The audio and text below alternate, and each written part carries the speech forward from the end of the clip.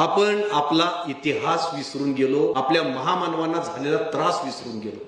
संत ज्ञानेश्वर, मुक्ताबाई, त्यांच्या भावंडांचा या मनुवाद्यांनी केलेला छळ विसरून गेलो आपण. चोखा महारानं काळीच पिळवटून घातलेली साध विठुरायाला ती आपण विसरून गेलो.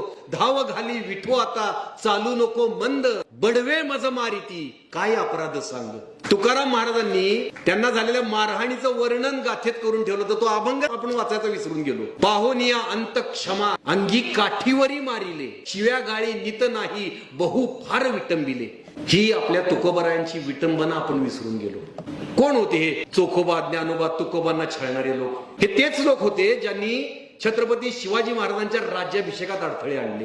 हे तेच लोक होते ज्यांनी अफजल खानाला यश मिळावं, शिवरायांचा घात व्हावा म्हणून कोटचंडी यज्ञ केला. अकबराला पत्र पाठवून छत्रपती संभाजी महाराजांना ठार मारण्याचा कट रचणारे हेच लोक होते. नंतरच्या काळात यांच्या वंशजांनी तेच कार्य पुढे चालू ठेवलं. छत्रपती संभाजी महाराजांचा इतिहास कलुषित केला, त्यांची बदनामी केली. सावरकर, गोळवलकर सारख्यांनी पुस्तकांमध्ये लिहून ठेवलं की ते दारुडे होते, बदफैली होते. राम गणेश गडकरी सारख्या थर्ड क्लास नाटककारानं राजसन्यास सारखं नाटक लिहून शंभू राजांच्या बदनामीचा कहर केला.